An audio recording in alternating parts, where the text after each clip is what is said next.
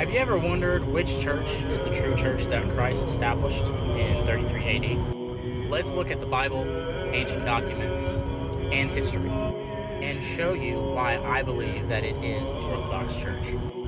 Christ said in Matthew 16:18, "I will build my church, and the gates of hell will not prevail against it." Notice how Christ says church, not churches, alluding to the one church, one body.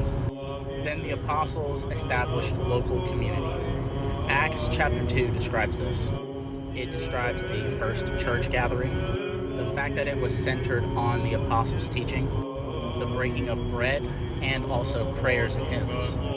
That model of scripture, sacraments, and apostolic leadership is exactly how the Orthodox Church operates today. Now let's look at the historical record. If you look at the historical records, let's say from Ignatius of Antioch, roughly around 107 AD, he said, "Where the bishop is, there is the church." That is apostolic succession. Bishops that are directly ordained by the apostles, and so on and so forth. The Orthodox can trace their line back all the way to the apostles in an unbroken chain, without interruption.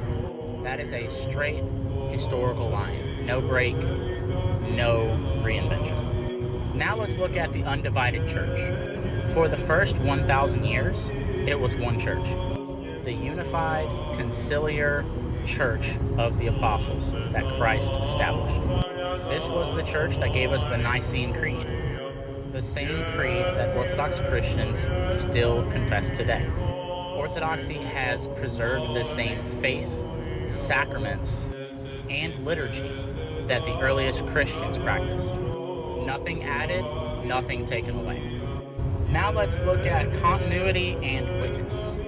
Even today, the liturgy of St. John Chrysostom, written in the 4th century, is still prayed almost word for word by Orthodox Christians. That is continuity that you can see and experience.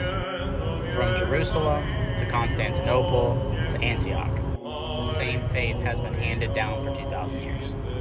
So when I say that I believe that Orthodox Christianity is the one true church that Christ established, it's because I can see the evidence that it's the same church of the Bible, the same church that the apostles celebrated the Eucharist, that they recharged their spirits to go tell others about Christ, the one that they had seen rise from the dead, the one Christ that they had seen ascend into heaven, who said that he would come back again.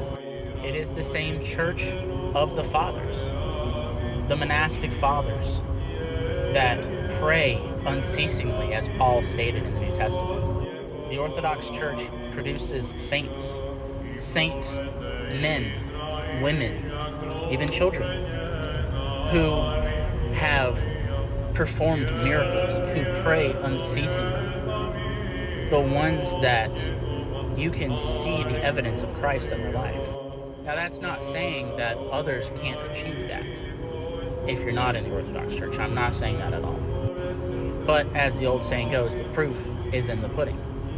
Because though God is not bound by denominational lines, it does not mean that the church that he established went a bunch of different ways.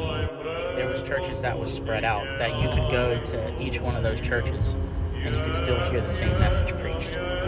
You go to an Orthodox church, which I attended for the first time, and I saw the church of the fathers, the church of the apostles, the church of Christ. People will look at some of the things that they do and think that it's idol worship, or think that it's wrong, because show me where it says that in the Bible. Show me where a verse was said. Show me where there was scripture. But there's scripture throughout the entire liturgy. There's verses, there's prayers, there's hymns, the chanting, the incense, the movements of the priest's hands. Everything is orchestrated because of the fact that it was the church that Christ established. Everything is symbolic of something. And that is why I believe that the Orthodox Church is the true church, because of the evidence. Now, obviously, I said in my previous video that it was my first time attending liturgy. But I can see the evidence of God in this church. I can see the evidence of this being where He wants me to raise my children. This is the church of the apostles and the church fathers, alive and unbroken. And they always say, come and see. And I did. And I believe.